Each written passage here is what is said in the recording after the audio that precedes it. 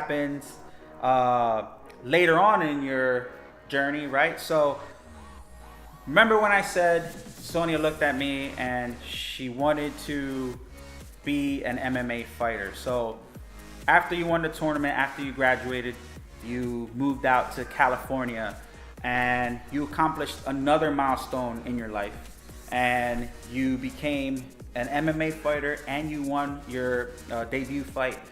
Talk to us about that journey and how you accomplished that dream. Oh, it was kind of a crazy ride. So after we trained together in Jersey, I graduated high school. I immediately moved to South Florida the day after my high school graduation because American Top Team, one of the biggest MMA gyms and camps in the world, is based in South Florida. So went down there, I trained with them for a year, did some more jiu-jitsu tournaments, got 3 golds in NAGA, which is National Grappling Tournaments. Yep. Yeah. And then from there, I kind of wanted to change of pace. I got into acting. I produced my first independent movie, and so then I moved back to North Jersey, right outside of New York City, and did some acting. And then I decided, why don't I just move to LA? Because in LA, I can pursue entertainment and acting as well as some of the best fight gyms in the world. Absolutely. So I moved out to LA, and I started training with Systems Training Center, Black House MMA a little bit, where they house Anderson Silva and a couple of other big guys. And I started training there, and I finally wanted to have my first MMA fight. So all these years of training, I had only done jiu-jitsu tournaments, judo tournaments, grappling tournaments, stuff like that. But the ultimate goal from day one was to fight MMA. And that's what I wanted to do. So I went to my coach in LA, and I was like, I want to take a fight. And he's like, I think you're ready. So ironic that my first tournament, I won with the flying guillotine. This fight, the first round, I was hurting pretty bad. I was in a guillotine choke really deep into the first round. I was in it for about 45 seconds, and everybody thought I was gonna tap. My coaches for sure were like, she's either gonna pass out or she's gonna tap. I remember literally not being able to breathe, but I was just getting any little bit of air I could in through my nose, and I was holding so tight on my neck to try to loosen the grip. And luckily I survived it for 45 seconds. I was almost passed out for sure. The bell rang, round 1 was over, and then round 2 came into play, and I beat her with the same standing guillotine. That is epic. That is so awesome. Yeah. And I remember watching that in Jersey, and I was at the edge of my sofa just going nuts to see you accomplish yet another dream, and just remembering when you literally looked at my eyes and said you wanted to do that. So that's pretty amazing. Ileana, why don't you go ahead with your second question of round 4. Let's fast forward to how your journey began with the WWE.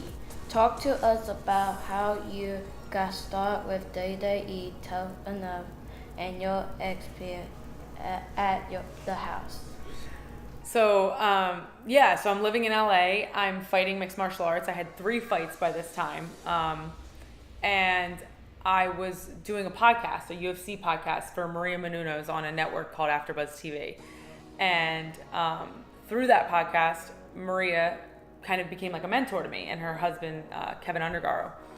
And they would always try and kind of say, like, MMA's too violent for you, you're too pretty, and, we don't want you to get hurt. You could have such a future in acting and hosting and other things and blah, blah, blah. And I'm always like, shut up. I love fighting. It's my life. It's my life. It's my life. And so one day they came to me with what they thought might be a mutual proposal. And I'll never forget, Kevin said to me, he said, I have a feeling you might say no, but hear me out. And he was like, WWE Tough Enough's doing tryouts. Why don't you try out? And I was like, WWE, like wrestling? And I was like, why would I say no to that? I said, that sounds cool, And I had always known what it was, and I was always so on the MMA side of things that I didn't really get into wrestling, but I always knew what it was, and I was like, that sounds pretty cool. And it's a competition show. I mean, I love competition, and it's entertainment, it's reality TV, so it all sounded intriguing to me the first time I heard it, but I was like, let's go to the tryout and see what it's all about. So I think it was like, I forget how many thousand people tried out, but out of like 11,000, I think, candidates, they did Skype interviews and all that stuff, and then about 100 of us got flown to Orlando, Florida to the WWE Performance Center for the actual physical part of the tryout. So I get there, go through that very intense, rigorous tryout that I was not at all prepared for. I mean, I was prepared physically because I had been trained to fight, but I didn't mentally know that that's what it was going to be. Right. So I get there, go through the 3-day process, kind of looked around at all the other females there that looked a lot like my best friend Mandy. They were all just very pretty. A lot of them were bikini models. Yep. You know, actresses or spokeswomen, and just like none of them really looked like me. I was more of a tomboy at the time. I mean, I'm still very much a tomboy, and I was kind of just like, is this what I'm supposed to be doing? Like, I didn't understand it. And so I really didn't think they were going to pick me. Out of the 150 or whatever that were there, I really didn't think I was going to get chosen. But come to the last day of the tryout for WWE Tough Enough, they announced the 13 people that were moving into the house, and they said my name, and I literally was like, what? What? And then I started to realize, wait a second. There's been Brock Lesnar's, there's been Kurt Angle's, there's been men in the WWE with amateur experience, whether it's fighting or amateur wrestling, stuff like that. But there's never been a full-time female competitor that has a mixed martial arts background or has fought MMA. So once I got that far, I kind of started to realize, like, wait a second. This could be something really cool. I could be the fighter in WWE. And I started to see a future for it, and I started to really fall in love with wrestling from being in the Performance Center those couple days. And so I moved into the Tough Enough house, and the reality show started. And I remember you didn't tell me anything. And I remember I was watching wrestling like I religiously do. And the commercial cut to the Tough Enough. And I was kind of watching, but not watching. And then all of a sudden, I seen Sonya go by, just a picture of her, and it went through again, and I'm like, man, that girl looks so familiar. I'm like, why did that? And it started bugging me during the show, or during WWE, so I hit reverse on my, DVR, and it was you. And I immediately grabbed the phone, I'm like, are you kidding me? Like, what else do you possibly have to do to, like, keep going? Like, it's just, Eddie, you put your mind on stuff, and you just go for it, and I always love that about you. And to see you on WWE, even for Tough Enough, I was going nuts. But during Tough Enough, you had your highs, you had your lows. You got to meet a lot of people. You met your best friend Mandy there. Mm-hmm. Some other friends, Gigi, which was my favorite. Gigi, hi. You got to meet Chris Jericho. You met Paige, the Daniel Bryan, Miz. The Miz. We love the Miz. Yeah, I love the Miz. Awesome. And some of your lows, you lost the NXT title in the lake swamp. or the swamp. Does Paige still have that? You know what? To be determined. To be determined, huh? But there's old beef there if she still has an NXT title, because I want that thing back. Yeah, I think she still has it. Because you know what? Not to justify something that's 3 years old, but people didn't even complete that challenge. I completed it at least. I just happened to drop the title. Okay, I really have. So, hey, Paige is now your boss. Yeah. In SmackDown, so let's see what happens. I know it's a little weird, but back to Tough Enough. Now, you didn't have the outcome you wanted towards the end of the show. You did get eliminated, but you didn't stop there. Even though you lost, you never gave up. You never gave up on yourself. What made you keep going after Tough Enough? So, getting eliminated from Tough Enough was probably one of like a very pivotal moment in my life, and a very low point in my life. So it was 3 weeks into the show, I got eliminated. I was devastated. They bring you back to a hotel room before you fly out the next day, and I remember being on the hotel room phone because I left my phone charger in the barracks where we had been living. Right. So my cell phone died. I couldn't get, the only person's number I have memorized is my mom and my dad.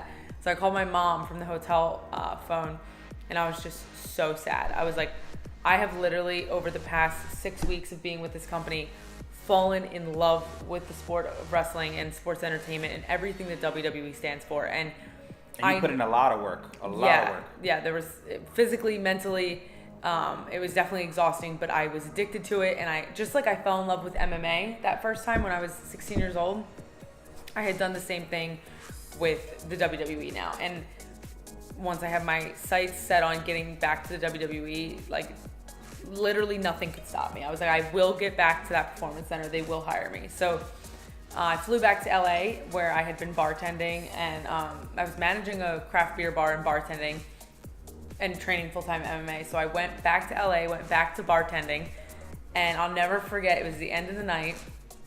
I was waiting on this table of two guys, and literally they had spilled a drink and I was cleaning it up off the floor, and the guy looked down at me and goes, "Were you just on that show, WWE Tough Enough?"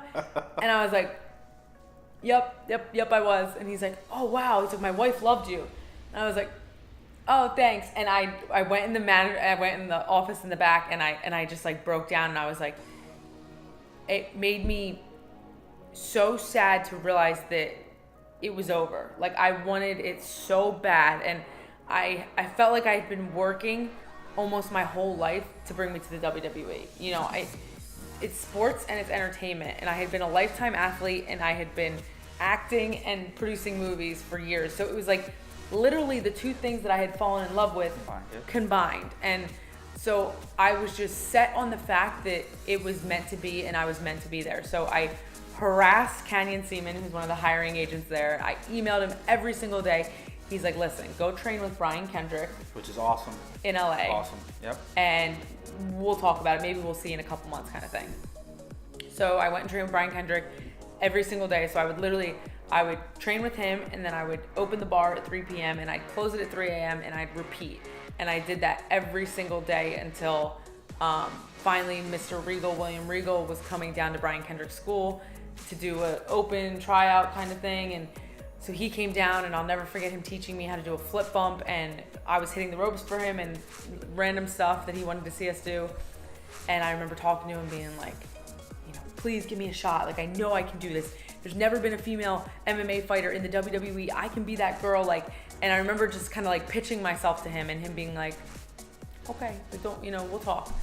So another month or two went by, still bartending, still training pro wrestling at Brian Kendrick's school. And I get a call from WWE, "We're gonna hire you." And I just remember that was the greatest day of my life. I was just like, okay, because people don't understand, when you're fighting MMA, even when you're, you know, getting fights, there's no money in it. Right. Until the highest level. Yep. Until it's the same thing with wrestling on the indies. Like there's money to be made in certain organizations, but you have to work very hard to get to that point. So most people are working a full-time job while training full-time to fight, cutting weight, you know, a lot of stuff going on. So to be hired at the WWE Performance Center, where I could now train, learn and hone this craft, and also get paid to do it, it was like a dream come true. Absolutely. Yeah. Absolutely. And you made so many fans in Tough Enough. I remember just so many people reaching out to me all the way in Jersey saying, "Hey, is that Sonya? Is that Sonya? Is that Sonya?" Because I was trying to retweet as much things as I can, trying to support you, obviously. And I knew that you were determined. I knew you had a lot of hard work put into it. And it paid off. It paid off. And you didn't give up. And that's kind of the moral of us sharing your story with the audience, is that you never gave up no matter what. So let's get started on our fifth round, because we're almost towards the end of the show. Okay. So I'll let you and Ileana do these. I'll sit out on this one, and I'll do the last ones with you guys. So let's see who we get.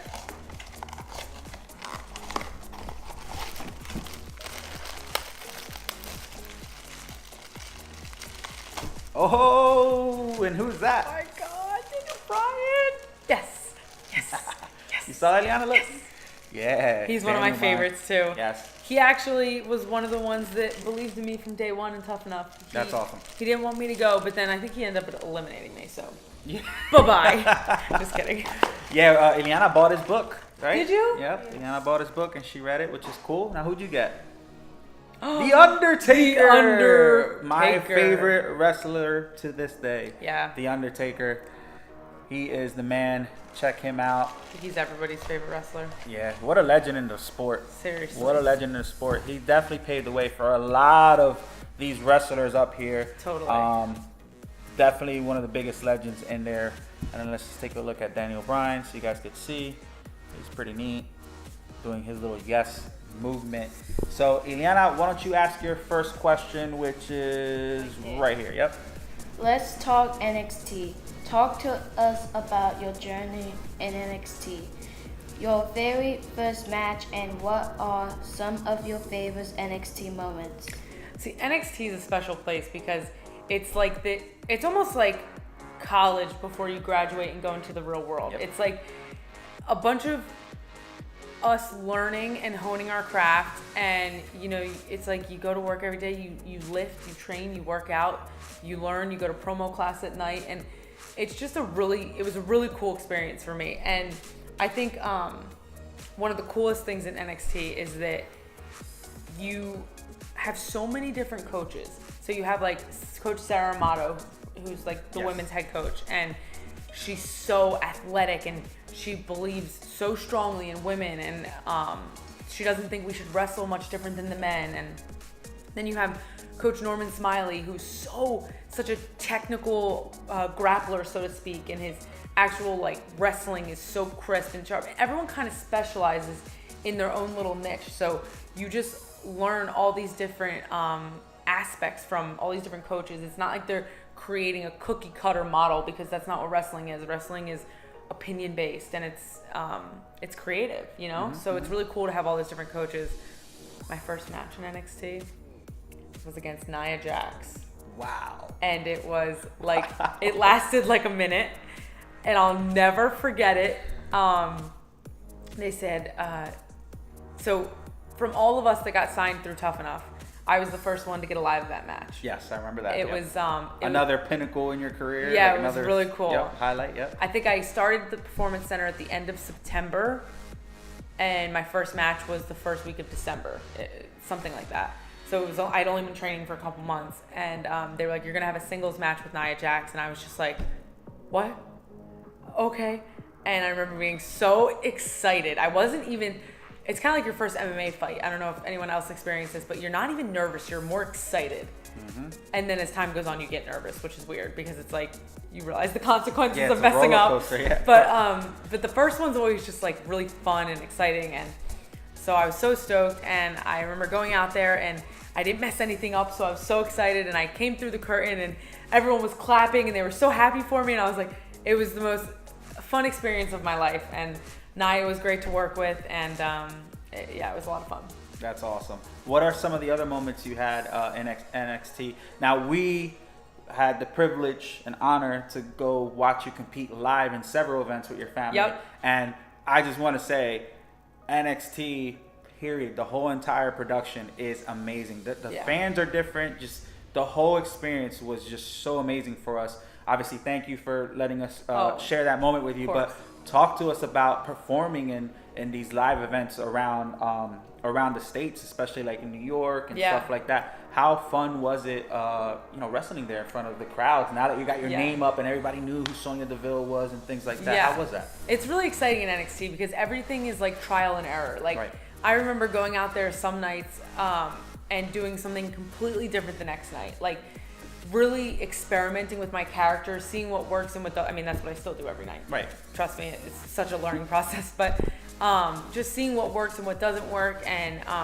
getting advice from so many different people. Like Shinsuke Nakamura was probably one of my biggest mentors through NXT. He would, every time I'd come back from the curtain, he'd go, "Why'd you do that, Sonya?" Like, no. And and I looked up to him because his style I thought my style could be similar to his. He's very heavy with striking and submissions. Has an MMA career of his own? Yes, he does actually. And so I thought I could take a lot from him. And Samoa Joe is another person that was super nice and helpful through my journey in NXT. And so I really just learning every night, coming back through the curtain every night and being like, man, I could have done that better. I could have done that better. And I still do that. And I'll do that tomorrow night in Wildwood, New Jersey when I wrestle.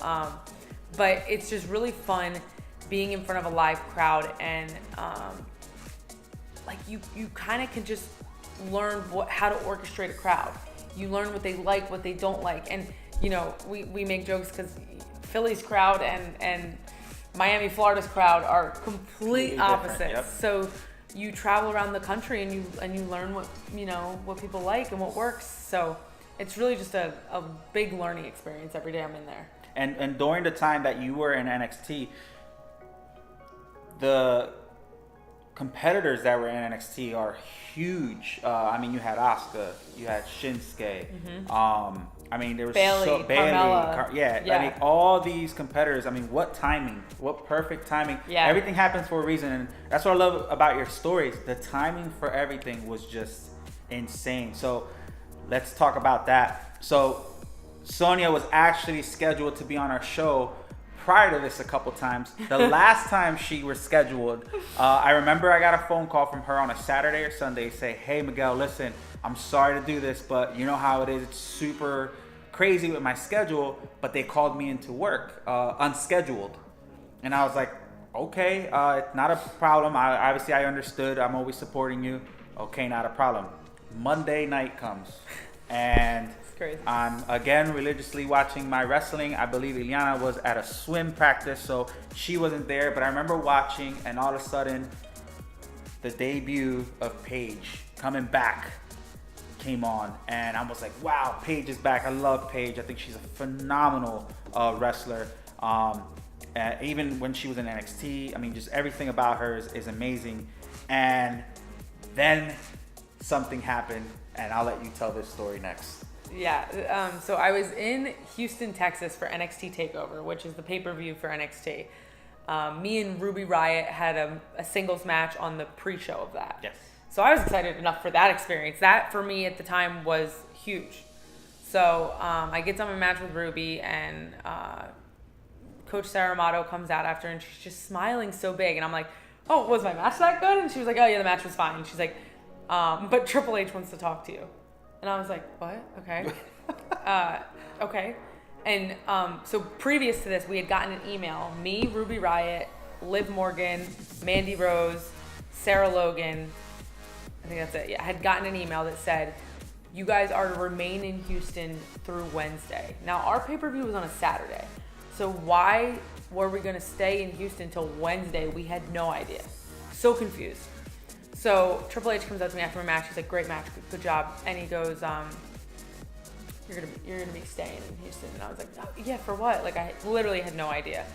And he's like, "You're coming up to Raw and SmackDown." He didn't know yet. Yes. So you're coming up to Raw or SmackDown, and I literally just me and Ruby. He said it to me and Ruby. Me and Ruby just broke down, and we were just like mind blown. So, but we still had no details on what we were doing. So Monday rolls around. The six of us are all sitting in Triple H's office. He comes in, and he's like, "I just want to let you guys all know, first of all, congratulations. You're all now on Raw or SmackDown." So the big thing me and Mandy are waiting for is like, "Please don't separate us. Please don't separate us. We're like, we want to be together, you know?" And he goes, "Mandy and Sonya, you're going to be debuting on Raw alongside of Paige." We literally were just in the biggest disbelief. We could not believe that, first of all, we got put together. Right. We had always made jokes about being tag team partners our entire friendship, because in NXT we would wrestle each other, we'd wrestle with each other, but we were never like a group or anything, but we'd always be like, "How cool would that be?" You know, like, "You're the hot blonde and I'm the badass, and that would be such a cool combination." And we would always just joke about it. And then, like, here it was coming to fruition. My best friend and me get to wrestle side by side. We get to make our debut on Monday Night Raw together, and we get to come out and jump the Raw girls in the middle of the ring. It was the coolest thing ever. And I'll never forget, we had to run through the crowd. So we were hiding in this little room behind the stands with, his name's Tommy. He's one of the PA guys. And we're standing there, and he's like, "All right, when I say your mark gets set, go. You guys just book it." And we were back there for like 20 minutes, and I never forget, I was just in my stance, ready to run for literally 20 minutes. My heart is racing out of my chest.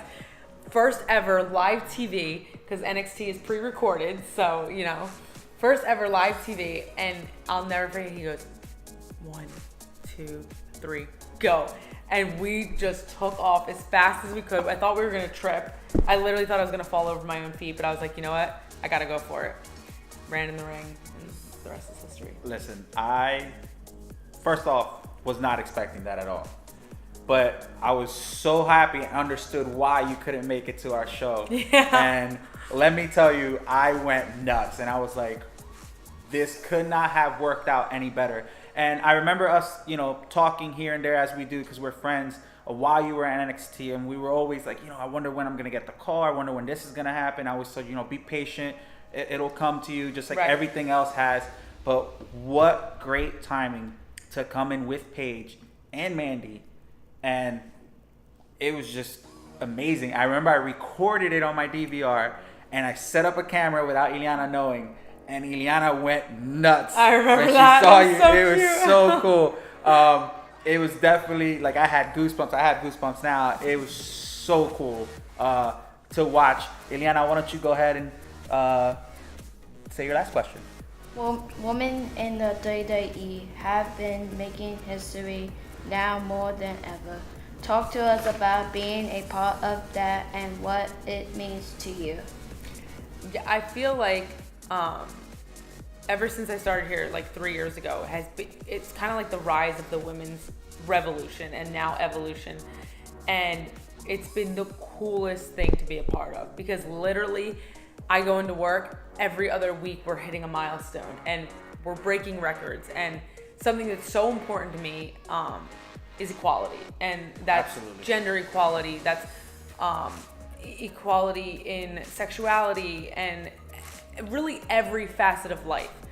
I think that we're all created equal. We all fill such an important role in this world, and I am a firm believer in not altering who you are for anything because I think that we all have to be ourselves because everybody else is already taken, and that's something that I live my life by.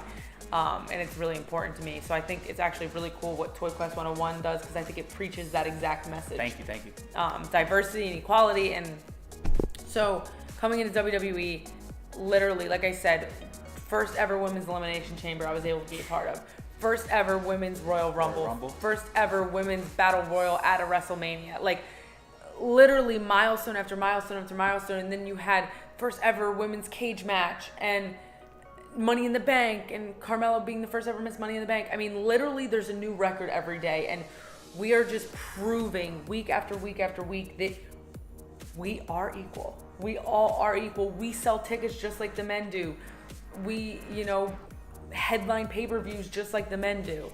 And I think with every step of this evolution, I'm blessed to be a part of it, and I'm blessed to be surrounded by so many strong and powerful women. What a time. What a time. I don't know if it's hit you yet or if you ever thought about this, but you might not realize this now, but it is there. You will be forever engraved in WWE history because you're part of this movement. And like I said, timing has been everything for you in this journey from day one. Yeah. Now you're making history again. Like I said before, they made their first epic announcement just last episode of Raw when they're gonna have their first all-women pay-per-view. And let me tell you, I mean, the women, all of you girls there are just amazing. And not for nothing, some of the matches you guys have are way better than the guys. No offense, but like, man, I mean, Ileana, who are some of your favorite WWE superstars in the women? First is Sonya. Yeah. Oh, you're so sweet. And who else? Second is Bailey. Love Bailey. Third is Sasha Banks. And the Bella The Bella Twins. Yeah. And I Good love choice. Charlotte. And who else do I like? Alexa Bliss. I love Alexa Bliss. Yes, She's great. Alexa Bliss. I love Charlotte. I mean, there's so much.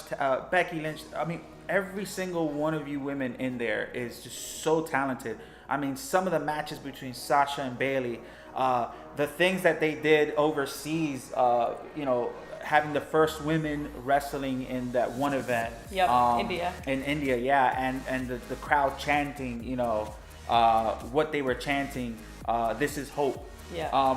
What an amazing story. And to And work shows. for a company like the WWE, who are so big, for them to in a world like this now, especially for them to start doing this type of thing for women. I mean, it's truly, I've become a fan and now I've become a believer. And now I'm so proud to say that my daughter could look at anybody, even in Stephanie McMahon especially, thank you, and for being role models to little girls like mine and little girls everywhere, and women all around the world.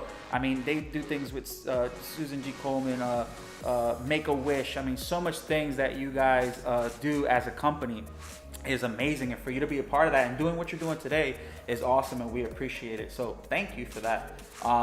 Amazing story. Thank you for having us share your story with our audience. I think there's a lot of things in this story that not a lot of people knew or kind of knew about, and we shed some more details into that. So I think it's going to be pretty cool. So that wraps up our show for Toyquest 101. Sonya, thank you for being here. As you guys know, she got challenged by Jonathan Webb and UFC fighter Paul Felder, and she accepted, and she challenged Mandy, which hopefully you'll say yes to us, and Gabriel Iglesias. Fluffy, I know you're a big wrestling fan, so hopefully you accept a challenge by one of the competitors in SmackDown, in Sonya Deville, to be on our show. I know you're going to be around in the end of August. We'll love to have you on the show. Love you as well. And as we always have guests on our show, we always want to give them a token of our appreciation. So we want to give you a Toyquest 101 inspirational role model award.